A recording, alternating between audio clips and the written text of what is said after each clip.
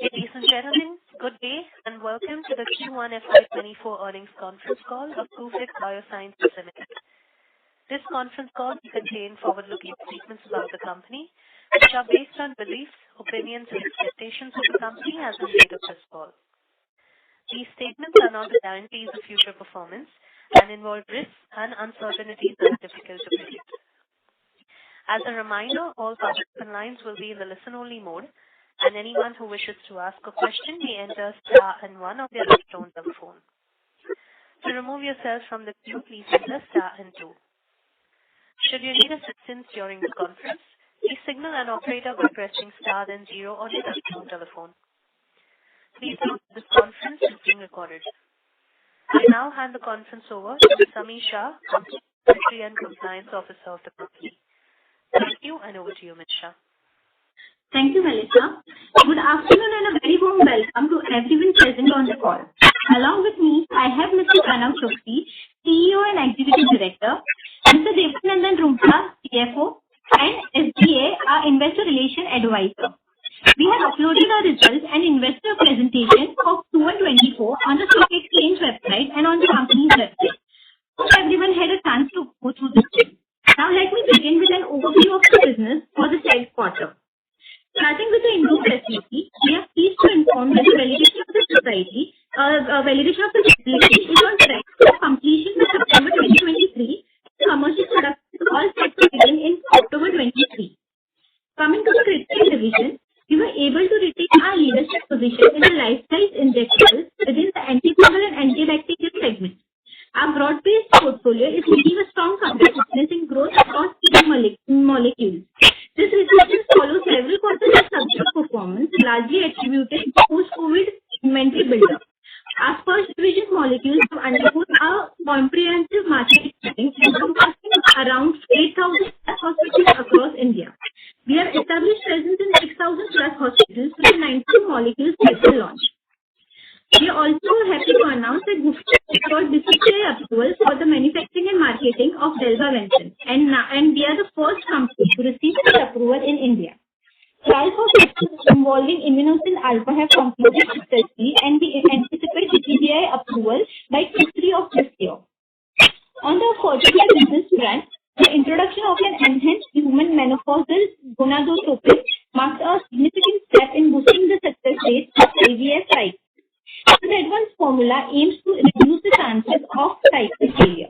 This strategic investment in developing recombinant alternatives to critical hormones whose infertility treatment positions are self-reliant.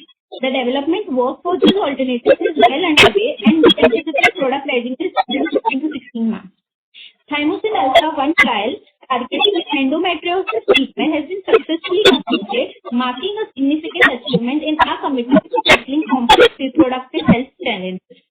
Coming to the healthcare stellar and Spark division, the successful launch of a new zinc-based multivitamin has been warmly received in the market. This strategic addition has expanded our portfolio and bolstered presence in the mass market division. Also, our brands Gufican and Gufic are making steady strides, gaining traction in their respective niche categories. As these categories evolve, we anticipate these brands to experience substantial growth. Coming to the Aesthetics and Neurocare division, a successful completion of a stage trial comparing Stanox against the product from the market leader has yielded remarkable results. This achievement has not only created awareness but also instilled confidence in our offerings like application paternity. We intend to leverage the insightful findings of the study to drive further awareness and facilitate market development efforts. The inauguration of a training center, Arisia, in Mumbai has marked a significant milestone. It facilitates training on innovative therapies that combine cutting-edge machines with the utilization of fillers and botulinum toxin for skin and body contouring. This strategic initiative not only cultivates awareness about Stanox, but also curates a specialized application base, carving a niche segment for our products. To effectively tap in the neurology segment, we have assembled a specialized team boasting extensive domain knowledge. This team is equipped with the necessary skills and connections to strategically target this critical segment, ensuring a focused approach and meaningful impact. Lastly, on the international business front, India and 2 new product approval in Philippines. Our strategies from Europe and Latin America center on leveraging our existing formulations in countries where we have established a presence. Simultaneously, we are also targeting new countries based on market depth and opportunities, ensuring a comprehensive approach to expansion. With this, I'll now hand over the call to our CFO, Mr. Jatinandan Roonghta, for the update on Q1 FY24 results and financials. Thank you. Thank you. I will going to highlight the financial results of Q1 of 2023-24 versus Q1 of 2023. Total revenue from the operation for current Q1 is 1.6 crore, whereas previous year it was 1.5 crore. EBITDA is rupees 36.4 crore for the current part Q1 of the current year versus 33.6 crore Q1 of the last year. EBITDA margin for the current Q1 is 18.6%. Last year it was 20.8%. Profit after tax for the current year is 20.6%. Last year it was 11.1 crore rupees. Tax margin is 10.6% compared to 12.6%. There has been increasing mainly reduced because the increasing in the finance cost. The whole contribution has been done for Indore capital plant. Thank you. Ladies and gentlemen, we will now begin with the question and answer session. Anyone who wishes to ask a question may enter star and 1 on their touchtone telephone. If your questions have been answered and you wish to withdraw yourself from the queue, you may enter star and 2. Participants are requested to use handsets while asking a question. Ladies and gentlemen, we will wait for a moment while the question queue assembles. We have the first question from the line of Pujan Shah from Congruence Advisors. Please go ahead. Hi, team. My first question would be on the launch of Dalbavancin. So could you just spell out the market pricing and how we are figuring out, because we are the first company to get the approval. So how we are looking into it and what are the assumptions built on to the revenue and profitability for this specific? Yeah, so Pranav, Dalbavancin actually is basically a gram-positive which is in line. So when we consider the current market size in terms of the market representative, we have to consider our current available option. The current available options would be a combination of linezolid, vancomycin and teicoplanin, totally comprised to a market of more than around 600 crores, approximately 500 to 600 crores as per the ORG IMS.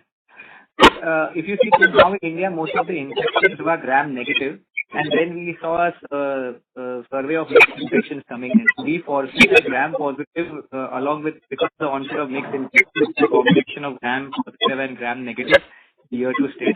And that's why this will be a very unique tool in people in addressing this thing.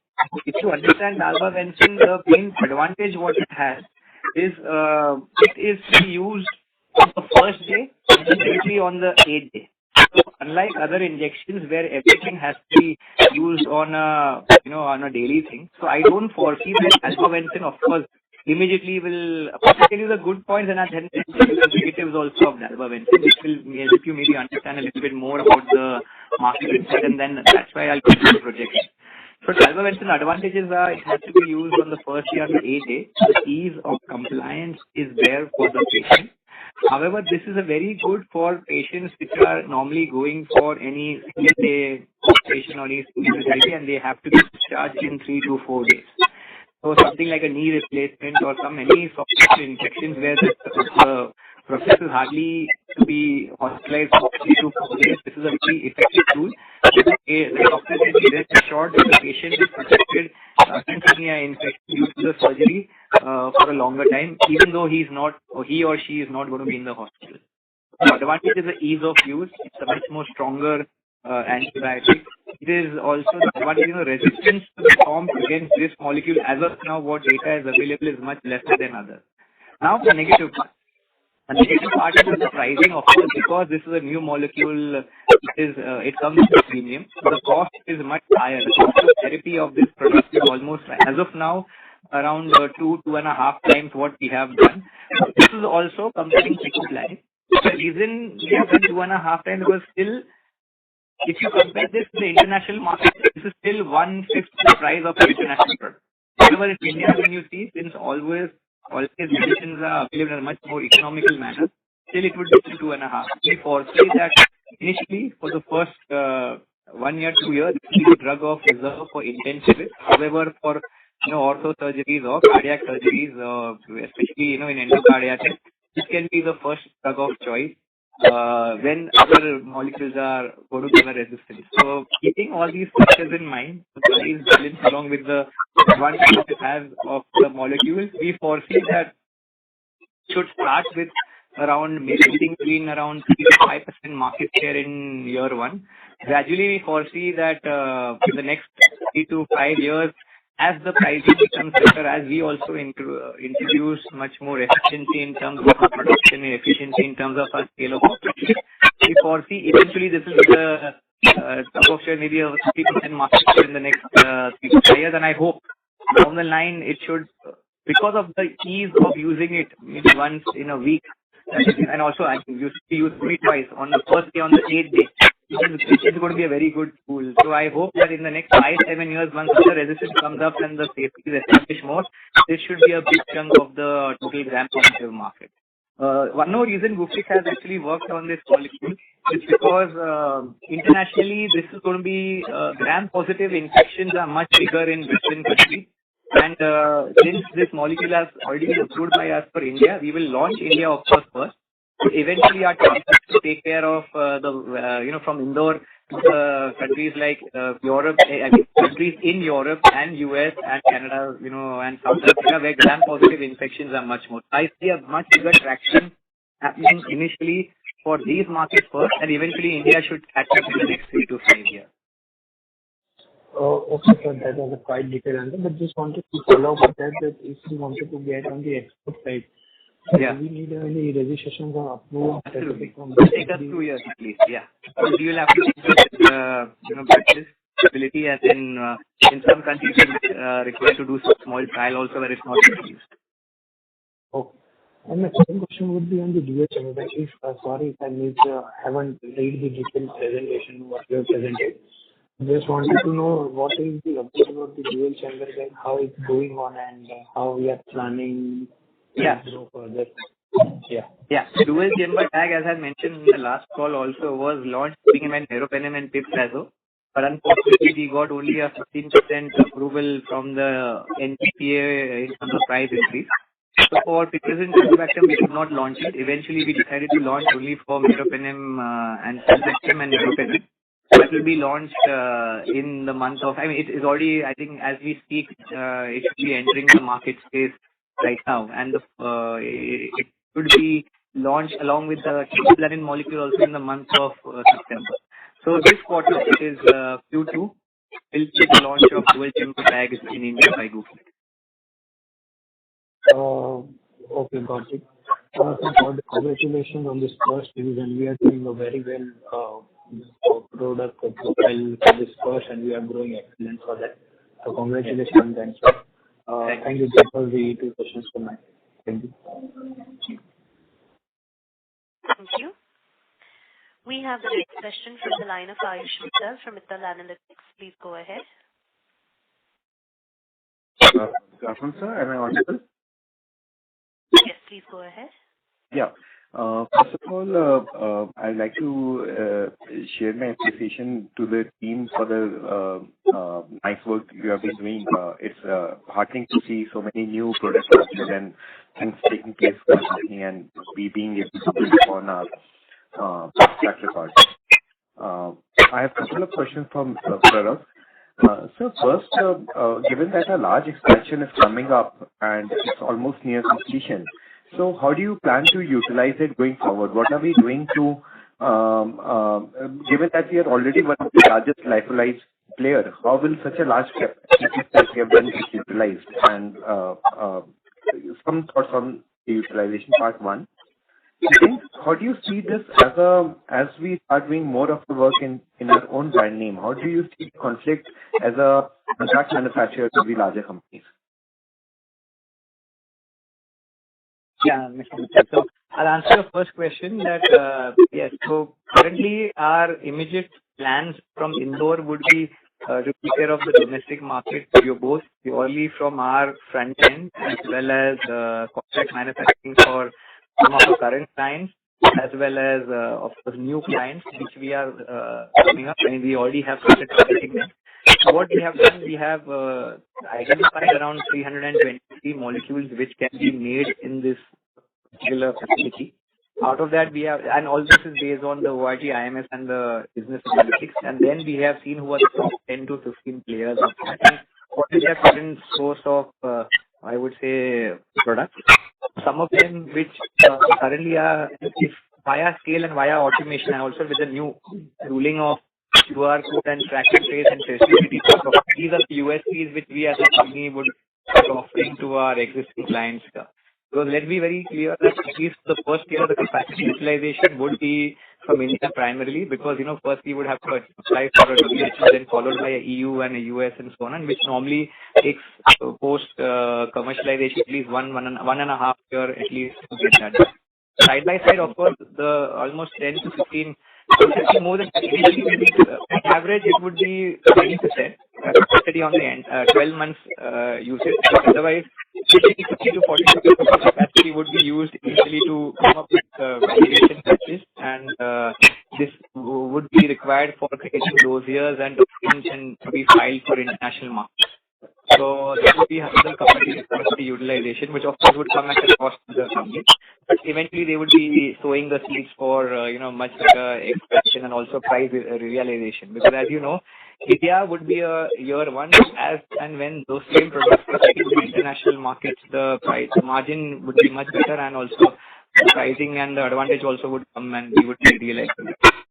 Front end would be so as I have mentioned before, Sparsh is one way where the front end would be increased. Even for that matter, Gufic Critical Care has come up with a bang now. So I foresee that with other exports coming in, Navsari facility would be mostly chocker blocks capacity by 2024 end. I'm seeing on a very optimistic it will be chocker block by around June 2024, because we already are now seeing orders which are till October and November.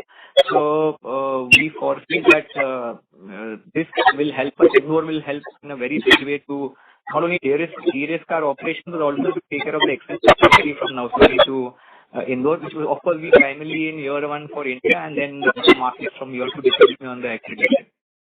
Answering your second question, would it be an issue? I don't think so, because in India, the pharmaceutical market right now is around 210,000 crores. We foresee that even, I don't want to quote anything, but if you see all the different business analytics or even the reviews of what we get for the India market and the projections what we get, in the next 9 years to 10 years, we see the Indian pharma market going to be anything between 7 to 9 lakh crore. So in 76 years, it has been 210,000 crore, and now coming to 7 to 9 lakh crore in the next decade, let's assume. We're looking at almost a 3 to 4 times increase in market size itself. So that is where I'm looking at the worst come worst condition that, we international markets goes for a toss, the Indian market is that's why the investment also done in the facility is very unique. Even though having such a huge capacity of 2 crore ampules, 1 crore vials, and 50 lakh lyophilized vials per month, we still have been able to balance the investment, where others normally take same investment would be around 800, 900 or 1,000 crores as for such a capacity. We have managed and balanced using expertise to make it quite a compact offering, and we hope we can take it forward. Sorry, especially answering contract manufacturing and the thing about front end, because the market is going to expand so much, everyone have their own unique channels and they have their own unique set of clients. So, and also if you see the market itself also is more than happy to accommodate multiple players. There's some markets also, I normally work in the field, I hear hospitals think in Gufic, we will only also, all the hospitals and the nursing homes also de-risk themselves. They don't buy everything from Gufic. Even if they have a 50% to 60% Gufic share in terms of the pie, they always keep any 2-3 other clients always there to de-risk that business. That's why I always feel that the business of contract manufacturing and I would say our own branded business will go hand in hand, because we have some unique propositions as a company which always the client would require. Dalbavancin being such an example, and products coming in the future. And we also are we always have been very fair with the clients that, whatever the pricing, the MRP and the entire plan is very transparent, where it's a win-win for both of us. So I don't foresee any conflict as such. But, yes, it can be challenging, but there's always a solution for that. Okay. So we have been talking about ramping up our exports in a different manner. We don't see it in the numbers still. Any thoughts on that? So that's one thing. So if you see most of our capacity is still mostly utilized in Southeast Asian markets and Germany, followed by India. So whatever benefits we are getting in numbers should actually, the Brazil, Canada market always starts with a particular destination. Even Russia for that has started with a destination. So even if they say this time's numbers of the major growth has been critical care and exports, whereas the business like contract manufacturing has little bit again suffered a further dip. Again, not because of lack of orders, it would be lack of capacity trying to divert to our own products and our own front end. So with Indore coming, we feel that a little bit of that solution should come up. So more and more moment Indore comes, a little bit of our domestic business is there eventually, and that would free up a little bit more of our export capacity, which should take care of it. We foresee, like I said, 15-20% growth year-over-year would be taken care of by these two things, and that is where export must play a big role. Okay. So my last question is more around this statement you just now said that the CapEx that we have done, somebody else could have, it was similar side, the cost could have been maybe 800-900 crore, while we have done it at a very, very reasonable value. So any references for this number? Like how can we... Please don't draw me to references. Yes, you can always have market information, and there was a deal which happened last year. The capacity was 1/3 of ours, but it was sold at almost 2 times our investment. So just an example of that. And also it depends on the selection of the machine. It depends on the selection of the level brand, competitiveness, the packing line, and end-to-end. So I didn't mean that. We have done a great job. What I point I was trying to make is, we have not tomorrow the survival in this plant of export and this domestic market is a pure byplay of the running cost and the capital investment which is put. The capital investment has to be amortized on the next 2 to 5 years, and the running cost has to be managed. So what I meant to say that since we have been in the field of lyophilization injectables since the last 3-40 years, before I was born, so we have an expertise to handle that on a much more efficient manner because of our core company, nothing else, in pure humility. And that is what I feel that tomorrow it's no use, buying the best of machines. I'm talking from Europe or something and putting a big investment when you know that eventually the per vial cost is something which is going to help you penetrate the market. And in that context, I mentioned that the investment has been a little bit, I would say, balanced in terms of achieving our objectives, entering the right regulated market, at the same time taking care of the running costs by minimum, by having maximized automation and minimum other overheads, which would be what I do. Yes. Thank you, and wish you all the best. Thank you, sir. Thank you. We have the next question from the line of Akshara Deo from the Commercial Limited. Please go ahead. Yes, hi. I wanted to know what was the capacity utilization for Navsari plant for this quarter? Ma'am, we would be pushing right now anything between around 80%. That reason also being 80% because there are other preventive maintenance and media fill and other activities which happen for validation those years also. Commercial utilization will be around 80%, which we are almost doing, and that is quite on doing. So this is the current capacity utilization. One more reason why a lot of products which we have registered, this is I'm referring to the bioplay form, because we also have a payment block there in Navsari where the utilization is approximately 35% as of. Okay. And I wanted to know what was the mix of exports this quarter? Export normally is around, I don't know the exact rupee value, but on an average, as we see get these reviews on a moving impact level, it's always around some 15-20% of our revenue. Okay.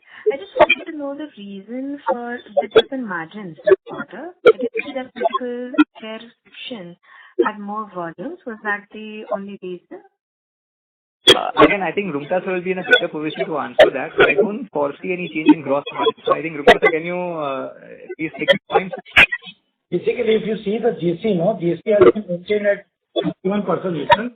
The margin has been reduced because of the increasing other overheads. Other overheads last quarter it was 33 crores. This quarter it has increased from 33 crores to 39 crores. There has been increasing around 6 crores, mainly because of the R&D expenses, validation batches, as well as filing of dossiers.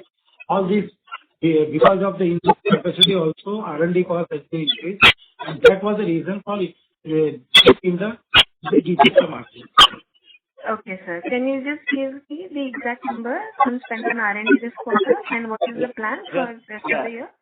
Yeah. So just to elaborate, I'll just clarify what sir meant. So R&D, it's more of a combination of R&D and testing. So every R&D is usually done for the product once. Then once the product is developed, then when we have the product on the international market, like I'll give you an example of liposomal amphotericin B. Liposomal amphotericin B was already launched in India. Now, in order to take the product to Brazil, in order to take the product to Germany or any other market, we have to take the R&D sample, which is the innovator's product, and then we have to compare that product to our product in the form of a laboratory. Then we have to do at least 6 to 7 different tests, which costs us only 1 crore rupees per product. So, normally, if it was just Europe, then that same test can suffice to all the countries in Europe, Canada, Russia, and so on and so forth. Normally, for a country in Brazil, the product itself has to be brought, I have to purchase from Brazil, it has to be so locally in Brazil, and then it has to be competitive. So, this is one example I'm saying. So, like that, in this quarter, we have done certain tests for liposomal amphotericin B. Plus, as I think Ami mentioned in previous things, the launch of one product for in infertility, we are doing a head-on trial versus Minopure of Ferring. And the second product would be the endometriosis. That is where the clinical trial comes. So that again would be an addition. Like that, I'm just giving 2-3 examples, but such things which we have more on our, I would say, focus has increased the, I would say, cost from the other expenses. Otherwise, if you see the running cost or employee cost or gross margins are similar, but we have an opportunity that I believe there's an issue of some supply of Menopur in India. So there's a big opportunity for us, which is 220 crore market, where out of that Menopur is almost 20% market share. It's the same for us in the market, provided that we do a 200 patient study and prove that the product is as effective and as give the deliverables what is made in Europe would do. So that's why some expenses have done. Answering your question about how this would look, so we always have a plan of increasing the R&D because, as I mentioned before, we are doing a lot of trials on our biological platform of vaccines also, and also for our topical and in terms of our other vaccine delivery systems.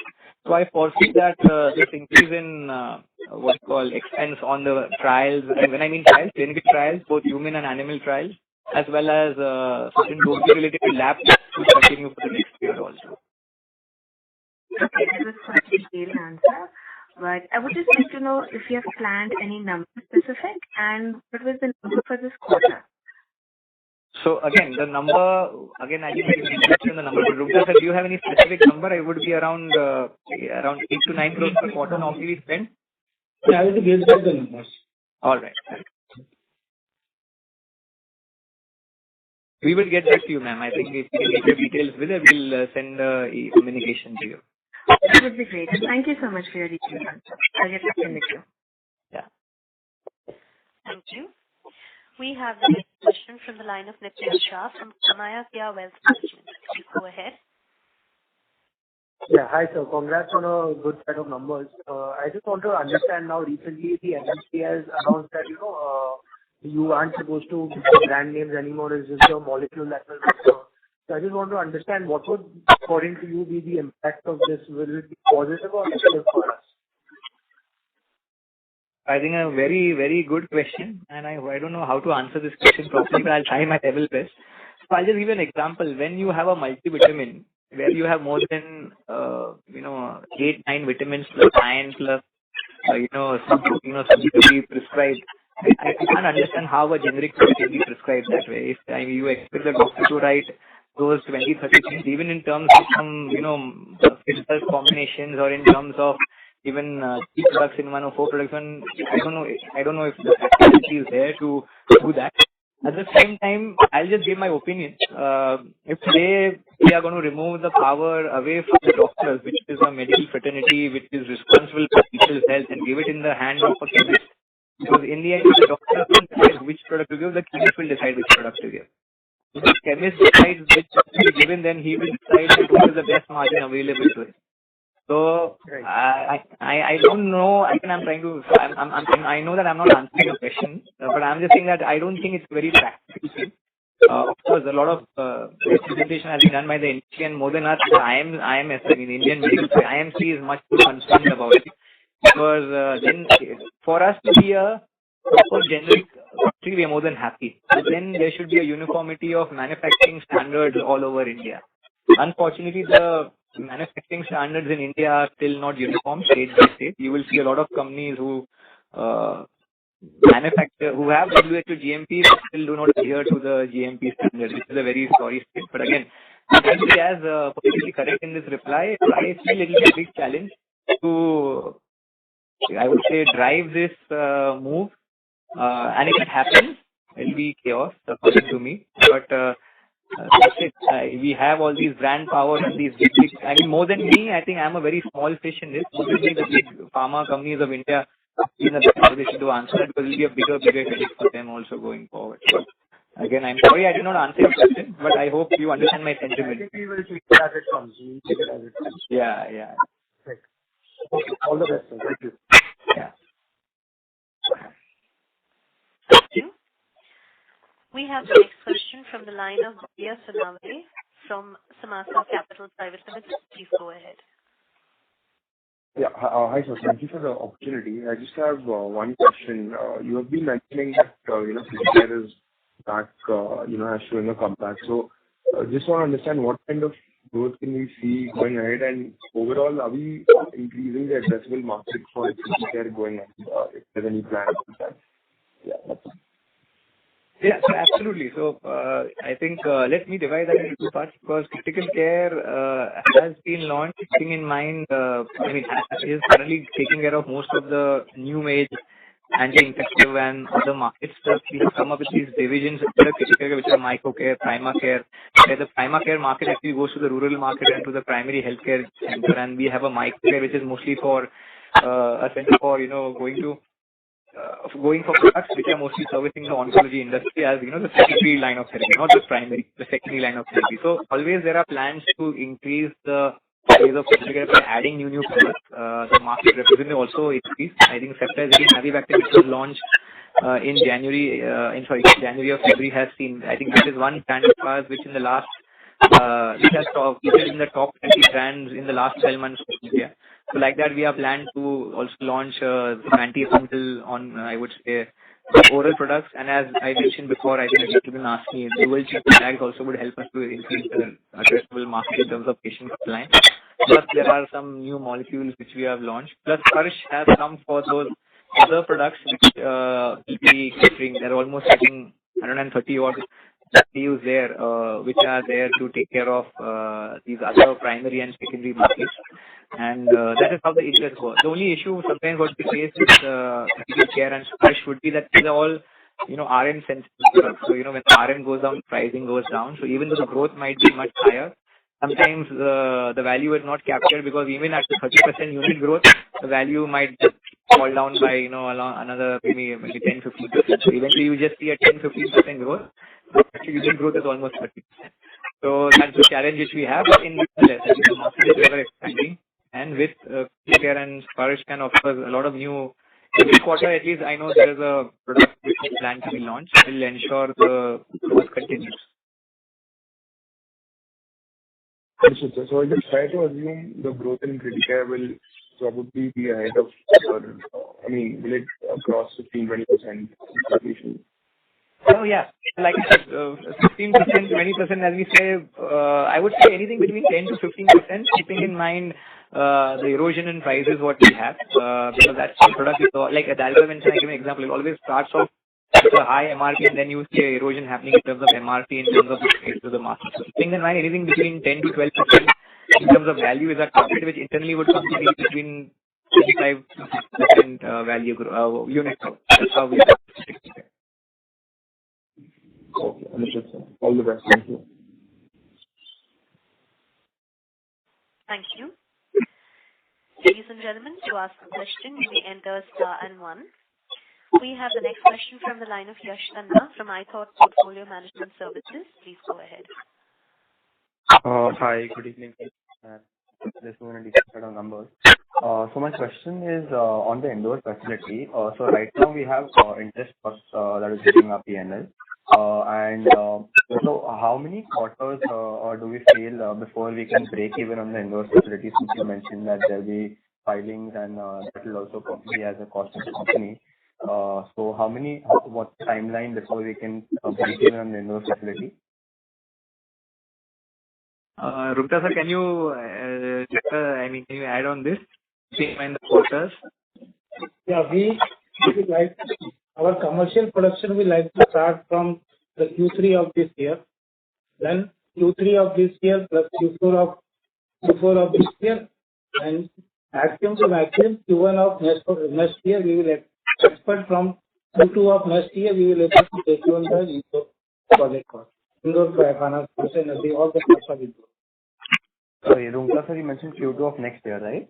Yeah, Q2 of next year. Right. And okay, thank you. And my second question, I think Pranav sir, you partly answered that, but since critical care is also coming off a low base, and I think exports we have registrations, and with this Indore facility also coming in, do we think that we can overshoot the 15 to 20% guidance that we have given? And similarly on the bottom line as well, with the Indore costs, do we believe that we can grow 15 to 20% on the bottom line as well?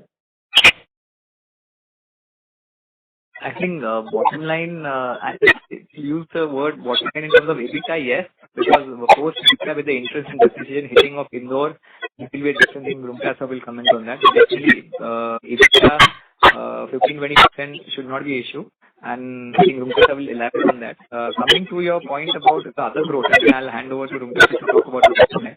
The top line, I give a minimum expectation of 15-20% is like I said, critical care and other things like certainly they are very price sensitive. It has an impact on contract manufacturing also in terms of certain cases also, maybe sometimes in export also. And last year we have this big yo-yo in terms of price going up last year and then just falling suddenly.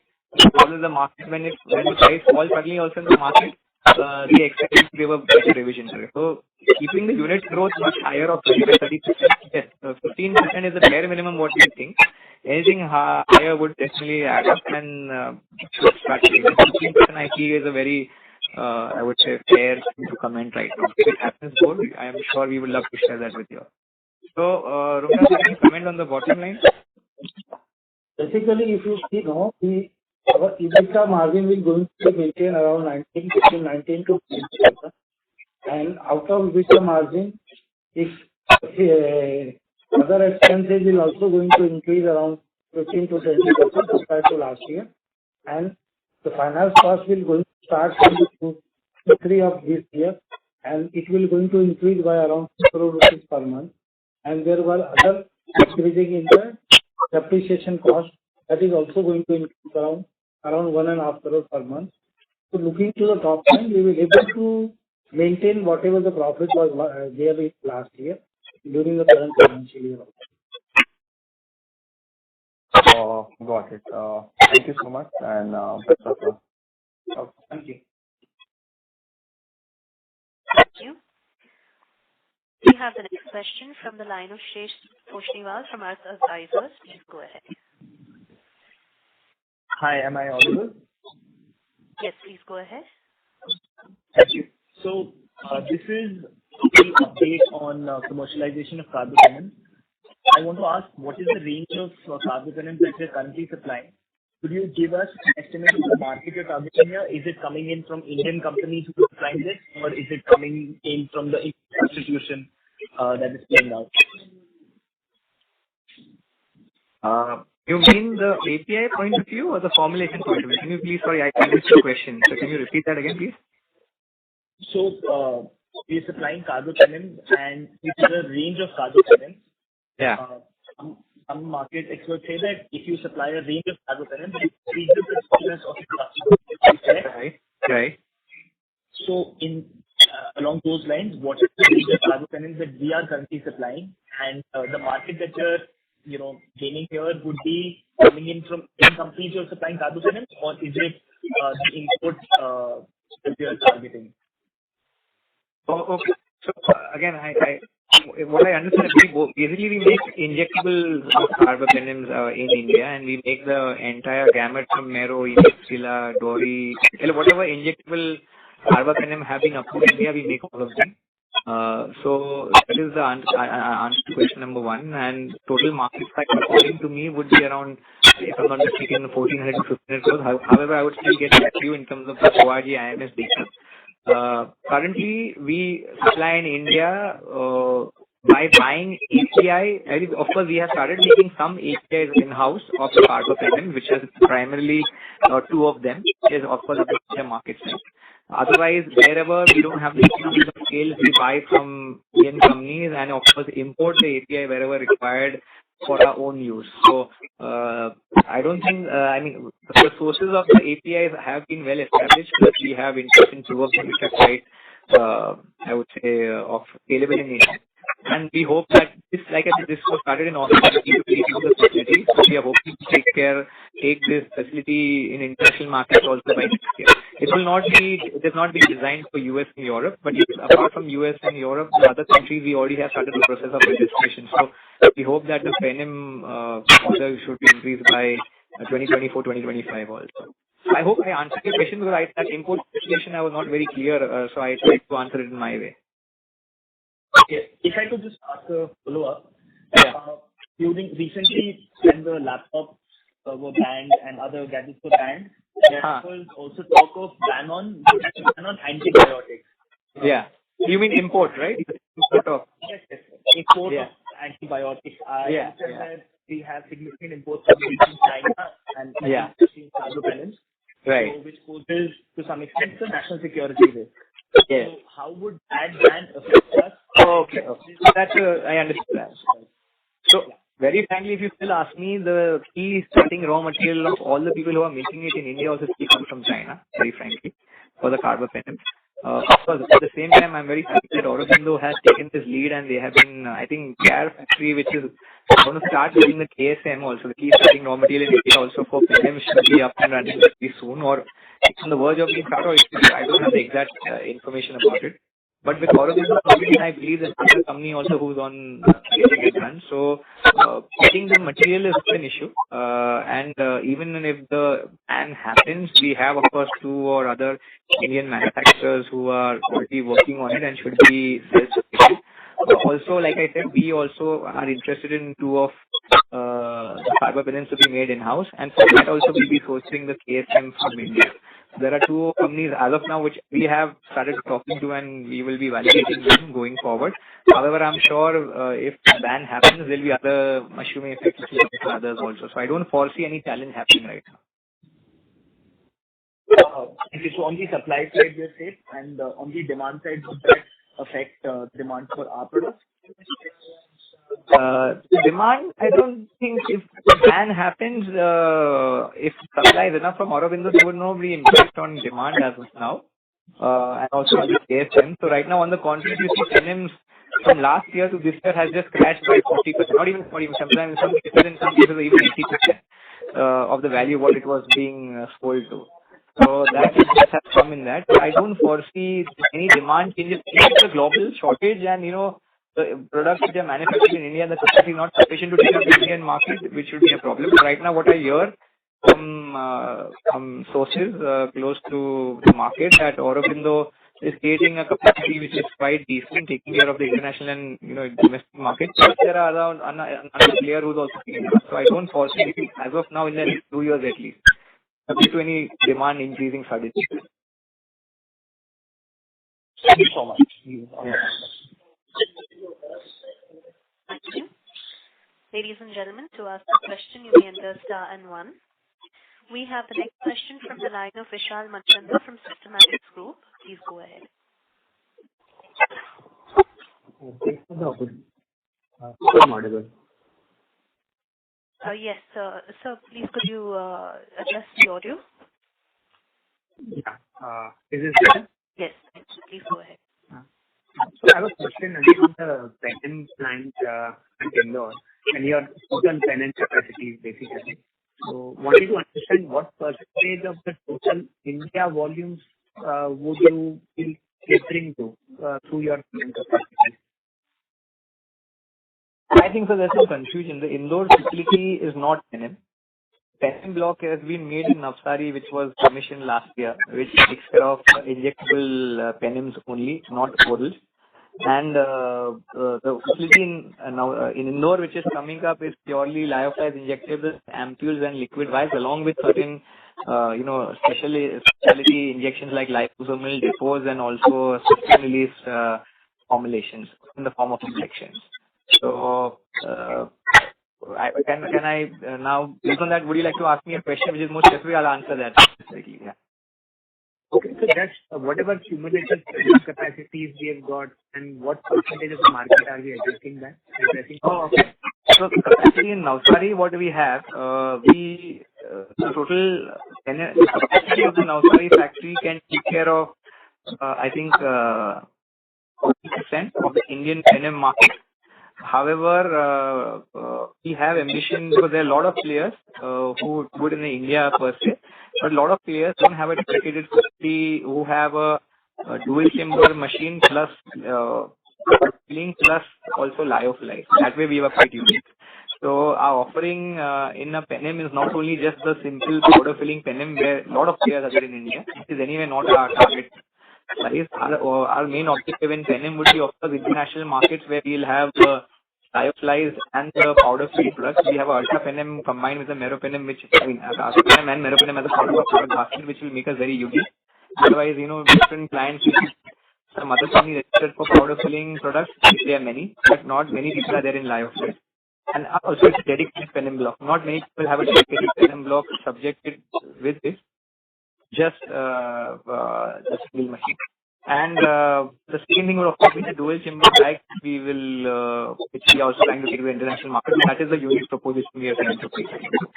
As the scale happens, we are looking at backward integration of the bags also, which will make us more. So we foresee and we would try in the next, I would say 3 to 5 years, that because of the economic of scale and our own efficiency in sourcing, we want to get the bags cost as same price at the vials cost. That happens, which I foresee should happen by us in 2025. Then we see a bigger chunk of the market coming to us. And any kind of, would you have orders for your dual chamber bags from the top players in Indian markets from a contract manufacturing perspective? Oh, we are not in the dual chamber bags will be sold by us only. We are not offering it to anyone at this moment. We only sold under the Gufic brand name. Any feedback that you would have got from the customers on their willingness to take these, absorb this dual chamber?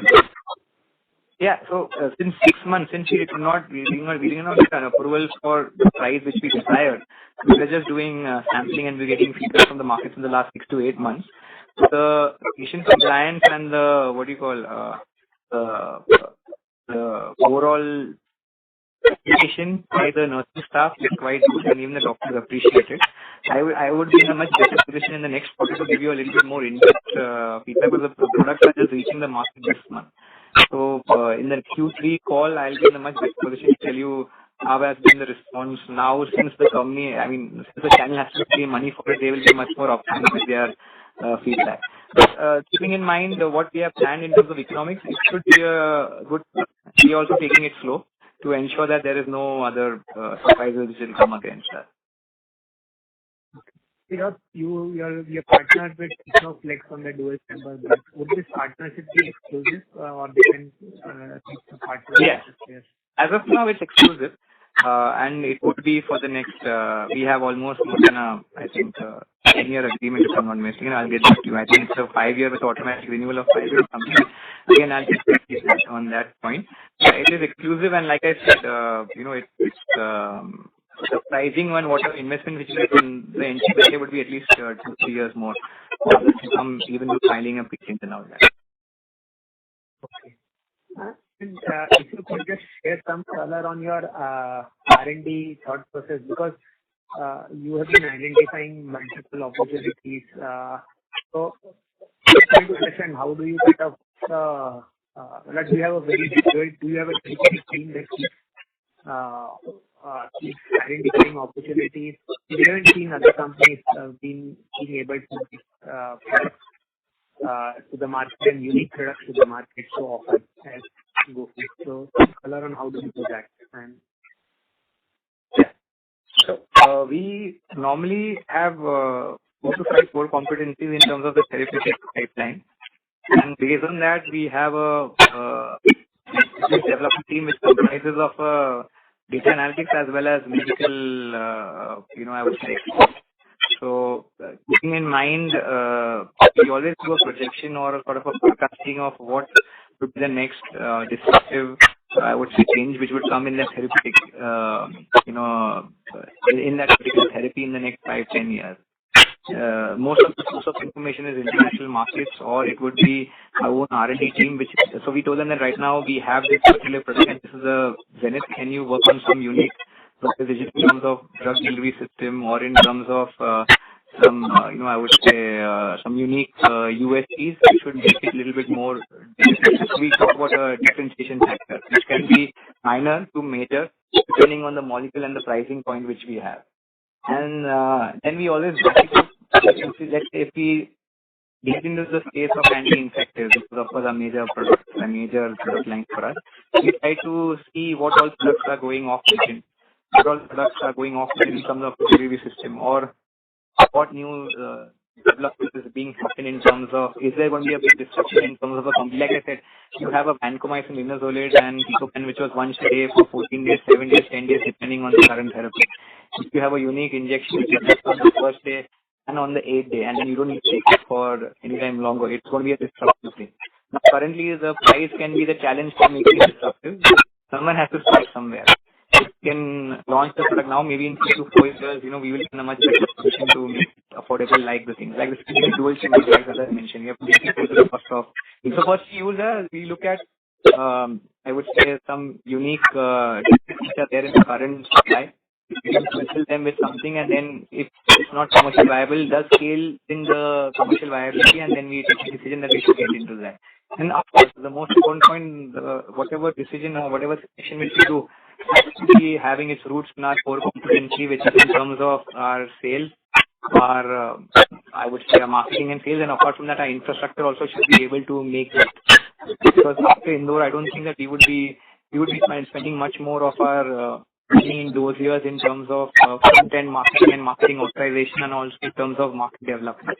Indore would be one of the last major capital investment for us in the next at least 2, 3 or 4 years at least, till we get back to a normal thing. So that is how the entire mindset and the thought process works. how many patients would we have on Stenox currently, and how is it versus innovative brand Botox? How many patients do we have today? I don't know, sir. But I know that for a fact, in the last, I think 18 months or 20 months, whatever, 24 months of launch, totally around 1,428 doctors have used the product as of July 2023, sorry. So every month we get a number where we get number of doctors who have used the product. How many patients they have used upon, I don't know. But yeah, depending on the scale, we can just make an estimate out of it.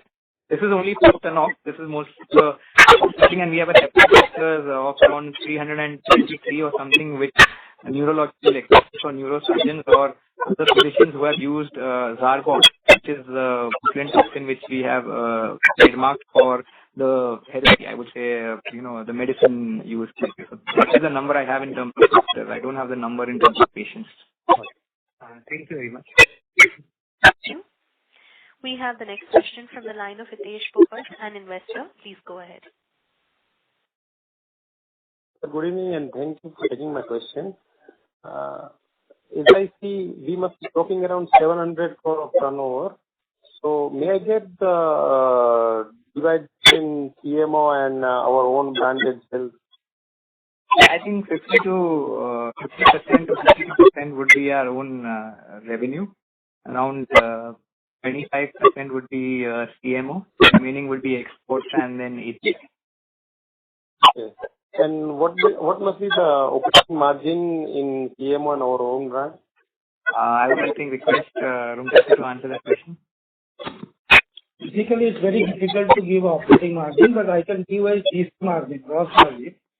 In case of our own manufacturing, the GC will be around 55%. In case of export, it will be around 60%. In case of third party CMO business, it will be 30%. It will be GC, gross margin, but compare with operating margin, it's difficult because fixed cost cannot be allocated on the basis of the business line.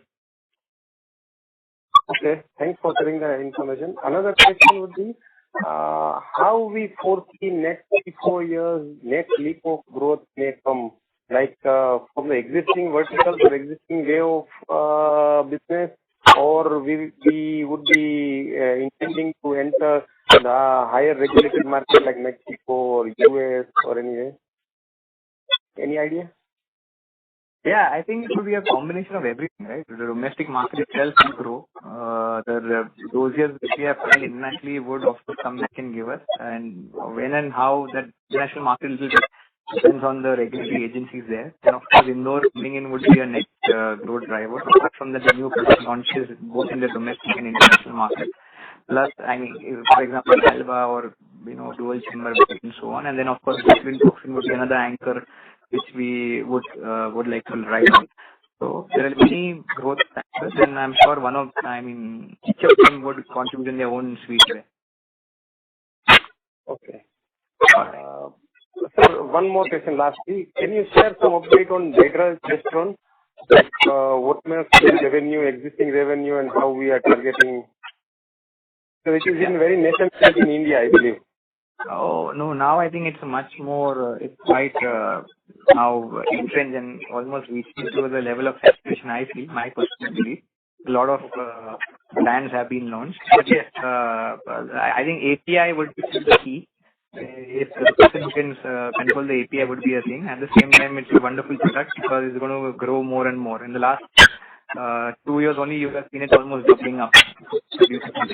Our portfolio would be around, I think around 50%, around 50% of our revenue would be hydro last year. This year, we hope to make it the same percentage because the growth would happen. And we all are now waiting for the new, sustainability formulations and others which would help it. So I feel, that's it. So hydro, a lot of players are there, but however, the it would be the API and followed by marketing strategies. I believe we have our own API, or we are dependent on API of others. We have a small capacity of our own API, but we are looking to expand that depending on the market. But the pricing is just eroding day by day. So we are evaluating whether we go head on and invest so much or we stick to what we have. So we are evaluating the current situation. Where the price has just become half in the last 4 months only. Yeah, thanks a lot. Thank you. Ladies and gentlemen, this was the last question. I would like to hand the conference back to Ms. Ami Shah for closing comments. Please go ahead. Thank you everyone for joining us. Hope all your queries are satisfactorily answered by us. And in case if there are any further queries that has still remained unanswered, you can reach out to us or Mr. Devin Dhruva from SGA, our investor relations partner. Thank you once again. We look forward to such interactions in the future. Thank you, members of the management. Ladies and gentlemen, on behalf of Gufic Biosciences Ltd, concludes this conference. Thank you for joining us, and you may now disconnect your lines.